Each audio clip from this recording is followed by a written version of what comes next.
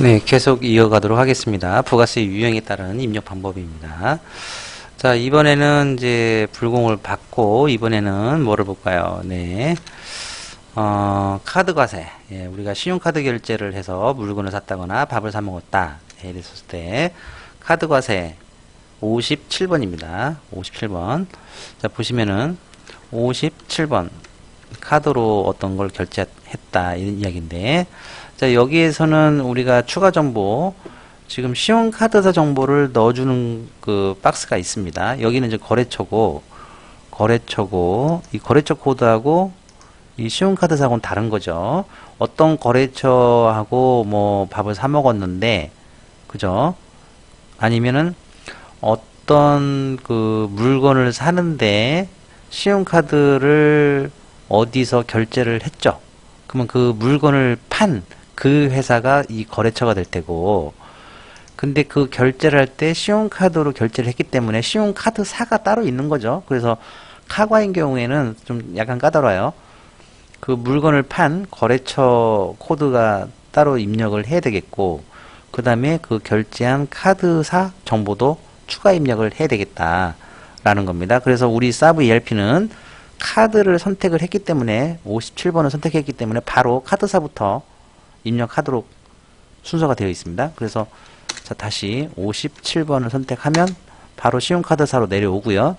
여기서 한번 엔터를 더 치면 카드사를 입력하게 되어 있습니다. 그래서 여기 카드사가 예를 들면 하나카드다 입력을 하고, 여기서는 하단 박스로 이동하지 않아요. 그래서 이 팝업창 안에서 다 끝내야 되는데, 카드 번호가 보통 4자리가 4번 있죠. 그래서 3333, 4444, 5555, 666이다 면 엔터를 치면 네, 입력이 끝났습니다. 그래서 우리 카드사 거래처 등록이 보면 네, 일반 거래처 코드, 금융기관, 은행 같은 거래처 코드, 신용카드사 코드가 따로 있었죠. 그래서 신용카드사는 방금 입력한 99,600번이 먹어 있네요. 그죠?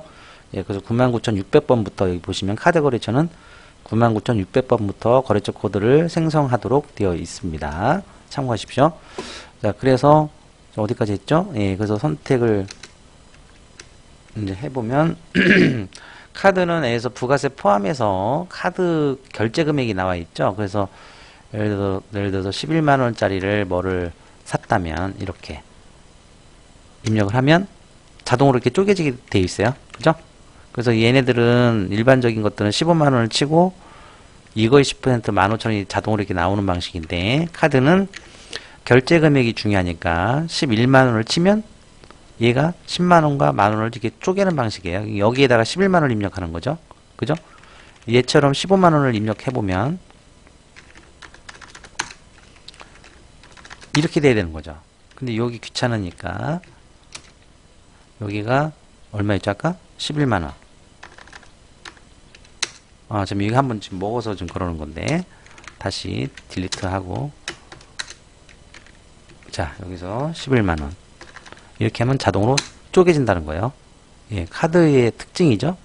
예, 그 다음에 거래처는 뭐, 알아서 103번 이런 식으로 입력을 하시면 되겠습니다.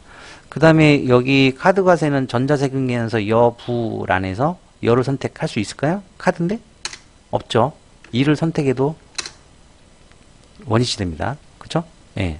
그렇고, 참고로 여기 지금 과세하고 얘네들은 원래 세금계산서니까 전자세금계산서라면 1번을 선택해서 전자 여부에서 여를 선택해 주면 되는데, 이 불공은 사실은 우리가 매입세금계산서를 받았는데 불공제도 받을 수도 있고, 방금 봤던 카드로 물건을 샀는데 뭐 사적인 이유로 물건을 샀다면 불공제죠. 그래서 이 불공은 세금계산서도 있겠고 카드일 수도 있어요. 그래서 불공은 뭐 여가 돼야 되겠죠. 세금계산서로 불공되는 경우도 있으니까 매입세금계산서 1 예, 먹습니다. 카드는 이제 성질상 전자세금계산서가 아니기 때문에 얘는 먹을 수가 없다. 여가 안 된다. 이 이야기고요. 참고로 이제 그다음에 혼합을 선택을 해보면 분계 이렇게 나오는데, 지금 우리 사브 ERP의 특징 중에 강력한 기능인데, 이것도 자, 혼합을 선택했었을 때 지금 계속 접대비 미지급금이 나옵니다. 얘도 접대비 미지급금, 접대비 미지급금, 접대비 미지급금. 그죠? 근데 만약에 여기서 혼합해서 엔터를 쳐서 이건 카드로 과세 물건을 샀는데 접대비가 아니라 우리 직원들하고 밥 먹은 거다. 복리후생비다. 그럼 811이죠? 예, 이렇게. 그 다음에 이제 253이 아니라 254다. 아이고, 255. 미지급 비용이 뭐죠? 미지급, 26이군요. 이렇게 바꿔놨어요. 자, 그리고 또 예를 들어서 카드 과세든 뭐 일반 과세든 뭐 그냥 엔터를 쳤다고 칩시다. 아까 이제 하나카드 3을 입력해놨으니까 계속 뜨는 거고 22만원. 그죠? 거래처 승계 하나 뭐 입력하시는 게 원칙인데 하여튼간 패스하고요. 자, 그 다음에 혼합을 가면 엔터를 치면 직전에 우리가 입력했던 복리후생비 요놈, 그죠? 복리후생비 미지급 비용을 얘가 계속 카피 떠오죠. 그죠? 그래서 이것도 원래는 이제 환경 설정에 들어가서 뭐 이 분기의 표준을 잡아놓고 이러는데 이게 건건이 다 다르잖아요, 사실은. 그래서 우리 사브 ERP는 직전 점피에서 잡았던 분기가 그 다음 점피에도 써먹을 확률이 확률적으로 높아요. 그죠? 그래서 확률을 싸움을 우리는 확률 게임을 하는 회사니까 사브 ERP는 확률이 높기 때문에 같은 계정을 뿌려줍니다. 연동시켜서. 그래서 물론 두 번째는 복리후생비가 아니라 뭐 지급수수료다. 831인가요? 예. 이걸 제가 기억하고 있다니. 예, 831 지급수수료다. 그러면 지급수수료 바꾸면 되는 거고. 그죠? 미지급 비용이 아니라 뭐였죠? 251이었네? 아이고 또 틀렸네. 254? 아이고 253. 이렇게 바꿔놓으면 지급수수료 미지급금은 잡혔고 만약에 또 계속 입력을 한다면 예, 지급수수료 미지급금을 계속 잡아오고 있죠. 그 다음 점피에서. 그래서 항상 이런 방식으로 직전 점피의 계정 과목을 승계, 카피 떠오는 방식이다. 그래서 업무의 편의성을 최대화시켰다. 라는 거 좀 참조해 주시고요. 자, 그 다음에 57번 카과를 끝내고, 그 다음에 같은 매입 중에서 우리 면세 매입이 좀, 아이고, 뭡니까, 이거? 예. 면세 매입 몇 번이죠? 53번을 눌러보겠습니다. 자, 53번으로 갑니다. 이제 매입이에요. 면세 매입이에요, 면세. 자, 면세도 얘를 여기서 엔터를 치면 뭐가 떠요, 하단에.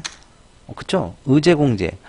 원래 부가세를 주고 샀어야지 공제를 받는 건데, 부가세를 주지 않고 샀는데도 공제 해줄 걸로 간주해 주겠다. 아주 그냥 해피한 경우죠. 국가가 나는 면세니까 부가세 없이 샀어요. 10만원짜리를 원래 부가세가 있으면 만원 내서 11만원을 주고 샀어야 되는데 나는 부가세 없는 면세 물건을 샀어요. 면세. 그래서 10만원만 줬는데도 불구하고 부가세를 내가 부담한 적이 없는데도 불구하고 공제를 해주겠대요. 의제해가지고 간주해서 이런 이 면세 중에서 좀 상식적으로 생각하면 이해가 안 가는 테마가 있어요. 그래서 이것도 지식적으로 굉장히 깊게 들어갈 수가 있기 때문에 여기서는 패스하고 우리 지금 프로그램 사용 설명하고 있는 거니까. 자, 그래서 의제공제 항목이냐 아니냐 그 대부분은 해당이 없을 겁니다. 그래서 그냥 엔터 치면 넘어가요. 근데 여기서 나는 의제 대상이다. 이제 의제 매입이라는 게 있는데 이게 음식점에서 농수산물을 감자 같은 거를 가락동 같은 데서 사오면 부가세 없이 부담했지만 그 매입가 10만원짜리였다면 10만원에 106분의 6인가요? 예. 그래서 매년 좀 바뀌는 경향이 있는데 하여간 현재는 106분의 6이에요. 그래서 106분의 6만큼을 부가세가 있는 걸로 공제를 해줍니다. 네. 그래서 이런 재밌는 해피한 제도가 있죠. 그래서 의제 매입을 선택을 하면 했다고 치고 10만원짜리 감자를 샀어요. 네. 자, 이렇게 해서 분기를 들어가 보면 재밌습니다. 그쵸? 면세라서 부가세 대급금 계정이 있으면 안 되는데도 불구하고 부가세 대급금이 생겼어요. 근데 10만원인데 5,660원. 좀 특이한 숫자가 나오는데 얘가 10만원 곱하기 106분의 6을 하면 이 금액이 나와요. 그래서 이만큼은 국가가 돌려준다고 하니까 공제 항목으로 의제해서 간주해서 공제해준다고 하니까 돌려받을 돈이 생겼어요. 그래서 요 금액이 이제 들어가는 계정입니다. 그죠? 예, 그래서 이 의제공제제도 재밌는 제도가 있어요. 그래서 대부분은 해당이 없으니까 해당 없음일 텐데 이제 음시점 이런 데는 해당이 될 겁니다. 그래서 이제 면세 쪽도 좀 특이한 게 있고요. 그 다음에 매입 쪽은 뭐 된 것 같고, 매출 쪽에서 특이한 것은 영세율이죠. 수출. 예, 수출인 경우인데 이제 얘도 부가세가 없습니다. 우리가 이제 미국에다가 어떤 물건을 팔았었을 때, 수출을 했었을 때 미국 소비자가 부가세를 부담하고 10% 우리한테 더 주지 않아요. 예, 그래서 부가세 없이 팝니다. 아니, 수출을 합니다, 원래. 그래서 세율이 원래는 부가세가 10%인데도 불구하고 수출인 경우에는 세율을, 아이고, 0으로 하겠다. 그래서 이름이 영세율이죠. 영세율. 예, 그래서 가보겠습니다. 영세율 12번이네요. 12번. 해외에 수출했어요. 12번. 영세율. 엔터. 치면 이게 수출도 다시 이제 구분 항목이 있어요. 그래서 엔터를 치면 직접 수출, 그러니까 대부분 수출입니다. 그래서 중개 뭐 이상한 무역들이 있고 뭐 신용장이 있고 뭐 있습니다. 그래서 이제 6번. 그러니까 대부분 1번 아니면 6번일 거예요. 그래서 1번은 직접 물건을 해외에 수출한 거, 해외로 이동했겠죠. 수출을 했으니까. 그 다음에 물건만 파는 게 아니라 우리 서비스라는 게 있죠. 땀 흘리는 거. 그죠? 몸 파는 거 쉽게 말하면. 그래서 서비스업. 그래서 땀을 흘리는데 우리나라 사람이 미국 가서 땀을 흘려서 어떤 돈을 받았다. 그죠? 그래서 여기 장소, 국외에서 땀 흘린 용역을 말합니다. 그래서 한국에서 땀 흘렸는데 달러가 들어왔다. 이건 안 돼요. 땀을 흘린 장소가 한국이 아니라 외국, 미국에서 비행기 타고 가가지고, 물론 배 타고 가도 되는데, 하여간 해외에서 도착해가지고 어떤 일을 해서 땀을 흘려야 돼요. 그리고 달러가 우리나라로 들어와야 되겠죠. 그죠? 그래서 서비스업이면 해외로 가야 되고요. 물건이면 당연히 배 타고 가겠죠. 비행기 타고. 그래서 하여간 그 해외 땅에 사람이든 물건이든 뭐가 도착해 있어야 된다는 거. 그래서 물건이면 1번, 사람이 땀 흘렸으면 해외에 가서 땀 흘려야 되고, 그럼 6번. 대부분이 이제 이런 것들이 거고, 나머지는 좀 특이한 것들이니까 보통 나타나지 않을 거고요. 그래서 요거를 선택해주면 나중에 이제 우리 부가세 신고할 때 첨부 서류들이 있어요. 그래서 거기에 이제 연동되게 돼 있는데, 만약 여기서 입력을 선택을 안 해도 부가세 신고할 때 직접 수동 입력하시면 되니까 필수사항은 아닙니다. 예, 그래서 확인. 선택 안 함으로 하셔도 돼요. 그래서 이제 여기서 땀을 100만원어치, 아이고, 1000만원. 너무 비싸다. 100만원. 아이고? 뭐죠, 이거? 이거 오류네? 예. 100만원. 100만원짜리 땀을 흘려서 달러벌이를 했다면, 이제 이렇게 되는 거고요. 그 다음에 지금 참고로, 우리 회사 내에서 어떤 개선 건의가 있었는데, 달러벌이를 하다 보니까 우리가 이제 영세율 수출이 아니라면 부가세 10% 뜯깁니다.